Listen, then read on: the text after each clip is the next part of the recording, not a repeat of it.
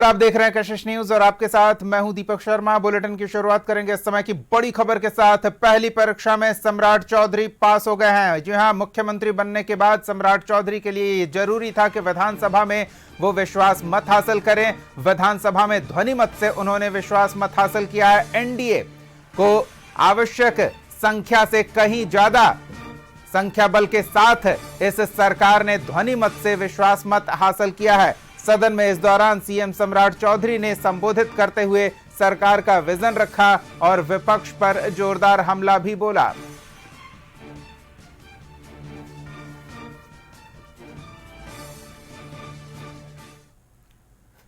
तो सम्राट चौधरी अपनी पहली परीक्षा में पास हो गए हैं और बिहार के नए सीएम सम्राट चौधरी ने सदन में विश्वास मत हासिल करने के साथ ही सरकार का विजन भी रखा।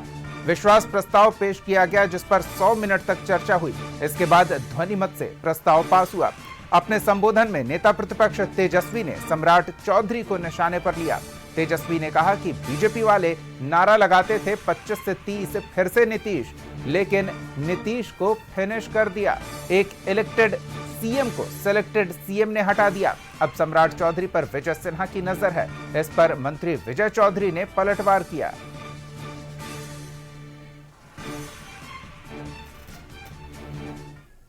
जानते थे कि भाजपा के लोग जो है नीतीश कुमार जी को मुख्यमंत्री नहीं रहने देंगे और वही हुआ है महोदय। जो 25 से 30 का नारा था, इन्होंने तो नीतीश जी को फिनिश कर दिया महोदय। 25 से 30 इलेक्टेड सीएम को सिलेक्टेड सीएम ने हटाया। अब महोदय चाहे भले ही पगड़ी पहले उतार लिए हो, मुंडन करा लिए हो, अलग बात हो, लेकिन हम तो भाई सम्राट चौधरी जी को कहेंगे कि भाई जो आपने जो पगड़ी जो उतार के कहीं भी रखी है, उस पगड़ी को संभाल करके रखिएगा, वो संभाल के रखिएगा। देखिए विजय सिन्हा जी का उस पर नजर है, एकदम संभाल के रखिए। अभी नेता प्रतिपक्ष कुछ पेच लगा के बोल रहे थे, ये नहीं करो वो नहीं करो। अरे महिलाओं को आगे आने दीजिए। जो महिला उसमें से आगे निकलने वाली होंगी निकल ही जाती हैं महोदय। आप महिलाओं को रोकिए नहीं। और लेकिन अभी मैं उस बात में आप उस बात महोदय अभी नेता प्रतिपक्ष कुछ पेच लगा के बोल रहे थे, ये लालू यादव जी का अत्याचार नहीं होता तो मैं बिहार का मुख्यमंत्री नहीं बन पाता, नहीं तो जेल नहीं जाता, ना इस राजनीति में आता, मैं तो दूसरे रास्ते में चला जाता। इसलिए कोई गलतफहमी में मत रहिए। हमको पता है आप जो समझा रहे हैं ना, कोई किसी का पाठशाला नहीं है, ये लोकतंत्र है। यही भारतीय जनता पार्टी है साथियों, जिस पार्टी ने हमको लीडर ऑफ ऑपोजिशन भी बनाया, भारतीय जनता पार्टी का अध्यक्ष भी बनाया और 2-2 बार डिप्टी सीएम बनाया और आज बिहार का मुख्यमंत्री बनाया है। किस गलतफहमी में आप हैं? सबको पूरी पार्टी एक है, कोई गलतफहमी में मत रहिएगा। न्यूज चलाने वाले चलाते रहेंगे, आप कंफ्यूजन में रहिएगा। हम सब एक है। बड़ी ही साफगोई से सम्राट चौधरी ने विपक्ष के हर हमले का मुंह तोड़ जवाब दिया और यह भी स्पष्ट किया कि किस तरह से सरकार आने वाले दिनों में कामकाज करेगी। सीधे हम विधानसभा का रुख करते हैं। सहयोगी राजीव हमारे साथ जुड़ रहे हैं और उनसे जानते हैं कि क्या माहौल रहा, क्योंकि बस औपचारिकता ही थी, संख्या बल आवश्यकता से कहीं ज्यादा एनडीए खेमे में है। माहौल के बारे में बात कर लेते हैं, पक्ष और विपक्ष की नोकझोंक की बात कर लेते हैं थोड़ी। राजीव, ये देखिए दीपक, पक्ष और विपक्ष की बात कर रहे हैं तो विपक्ष तो कमजोर है और ये दिखा भी। तेजस्वी यादव के भाषण में कहीं भी वो बात नहीं आई कि जो नेता प्रतिपक्ष का होता है वो सरकार के साथ चलने की भी बात की। उन्होंने कहा कि चलिए प्रधानमंत्री के पास हम लोग सब कोई चलते हैं और वहां से कुछ केंद्र से पैसा लाते हैं, मांग के लाते हैं। और एक तरह से कहा जाए तो ये जो विश्वास मत था एक औपचारिकता थी और वो औपचारिकता पूरी हुई है, लेकिन तीखी नोक झोंक भी देखने को मिली। तेजस्वी यादव ने जिस तरह से सम्राट चौधरी को लेकर के पर्सनल अटैक किया, उसका जवाब सम्राट चौधरी ने भी दिया। उन्होंने कहा कि मैं किसी या कोई किसी पाठशाला का नहीं होता है। लालू जी ने अगर जेल मुझे नहीं भेजा रहता तो मैं कहीं और रहता। उनके जेल भेजने के चलते ही मैं राजनीति में आया और उनके मंत्रिमंडल में भी मंत्री रहा और आज मैं मुख्यमंत्री हूं। ये सारी बातें कही। और देखिए कि सब सत्ता पक्ष विपक्ष सभी लोग इस बात से आश्वस्त है कि निश्चित रूप से बिहार सरकार सम्राट चौधरी हैं, विश्वास मत हासिल करेंगे ही करेंगे। चूंकि 201 विधायकों का समर्थन मिला था, एनडीए के 201 विधायक थे, विपक्ष के 35 थे, एमआईएम के 5 थे, बसपा के 1 थे।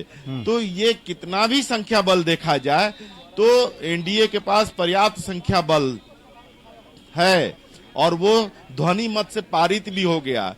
देखिए ये बात है कि तेजस्वी यादव ने यह भी कहा कि इलेक्टेड मुख्यमंत्री को हटा करके सिलेक्टेड मुख्यमंत्री बने हैं। ये तीखे बाण चले, लेकिन सब कोई गरिमामयी स्थिति में थे। और हमारे साथ इंद्रजीत गुप्ता जी हैं, आईआईपी के विधायक, ये भी थे।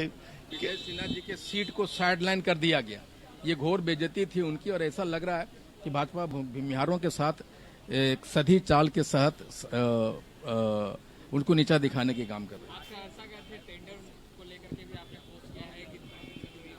हैं। देखिए सहरसा में जिस तरह से यहाँ सुपर सीएम की बात हो रही है, वहाँ सुपर डीएम हुआ करता है। वहाँ के डीएम बेहतरीन काम कर रहे हैं, लेकिन वहाँ एक पदाधिकारी है जिससे वहाँ की जनता, वहाँ के जनप्रतिनिधि और वहाँ के पदाधिकारी भी त्रस्त है।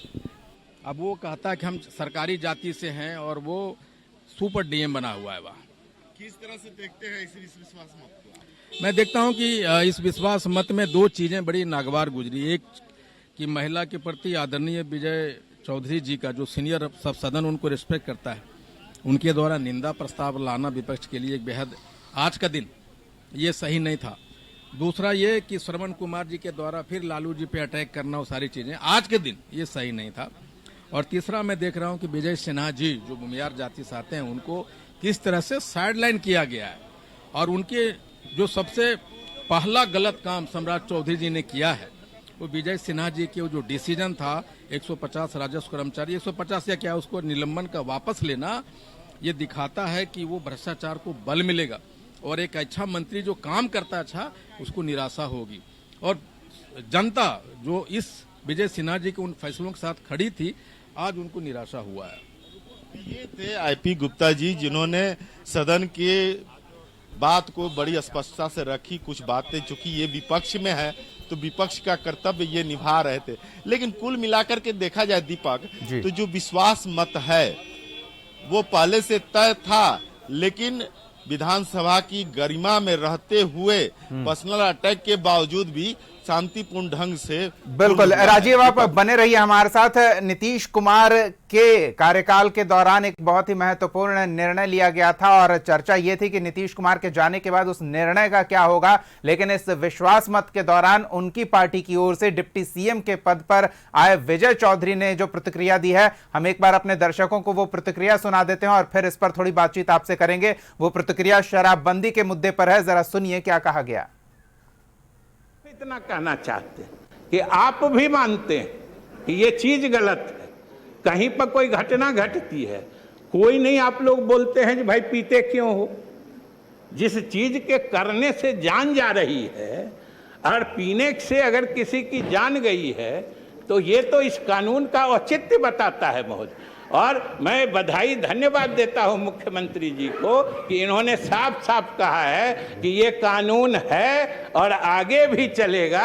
ये महोदय हमारे मुख्यमंत्री जी ने घोषणा कर दी।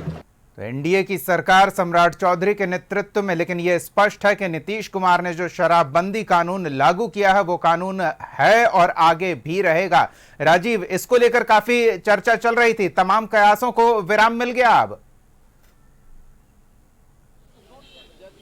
जी निश्चित रूप से विजय चौधरी ने जो बातें स्पष्ट की हैं कि शराबबंदी को लेकर के, देखिए ये शराबबंदी शब्द को लेकर के उन्होंने कहा कि इस पर सवाल खड़ा किया।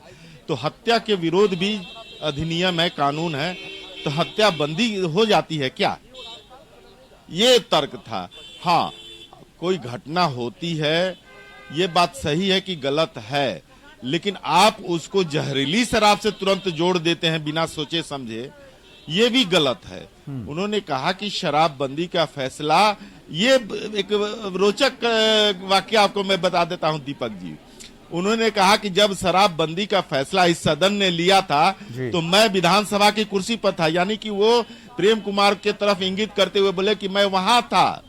और प्रेम कुमार जी तो विपक्ष के नेता थे, यानी कि तेजस्वी के जगह पे थे, और तेजस्वी यादव जो थे वो इधर थे, मानी कि सत्ता पक्ष की तरफ थे। तो ये वाकया मैंने लगा कि हाँ, एक स्वच्छ वातावरण में ये वाद विवाद हो रहा है और शराबबंदी को लेकर के सभी लोग गंभीर हैं, उस पर कोई टिक्का टिप्पणी नहीं, कोई विवाद नहीं हुआ। और ये भी बात आई, चूंकि सम्राट चौधरी पहले से ही करते रहे हैं। एक बार पर्सनल हम लोग मिले थे सम्राट चौधरी से, तो शराबबंदी को लेकर के बातें आ रही थी, तो सवाल हुआ तो उन्होंने कहा कि आप देख लीजिए कि शराबबंदी के फैसले की सराहना प्रधानमंत्री ने की थी और शराबबंदी का फैसला नीतीश कुमार ने लिया था। आप दोनों नेताओं से बात कर लीजिए कि शराबबंदी हटा दिया जाए, तो मुझे कोई एतराज नहीं है। तो इसका स्पष्ट संदेश था कि शराबबंदी किसी भी हालत में बिहार में लागू रहेगी और ये लागू रहेगी। और एक वाक्य आपको बता देंगे, ये थोड़ा शराबबंदी से अलग है जी, कि लालू यादव के बारे में उन्होंने कहा कि लालू यादव को मुख्यमंत्री बनना था तो 23 विधायकों का समर्थन चाहिए था उनको, भाजपा के 23 विधायकों का। तो वो आरएसएस कार्यालय में जाकर के घुटना टेके थे, तब समर्थन मिला था। तो पहली बार आरएसएस के समर्थन से ही मुख्यमंत्री बने थे, नीतीश कुमार के समर्थन से ही मुख्यमंत्री बने थे।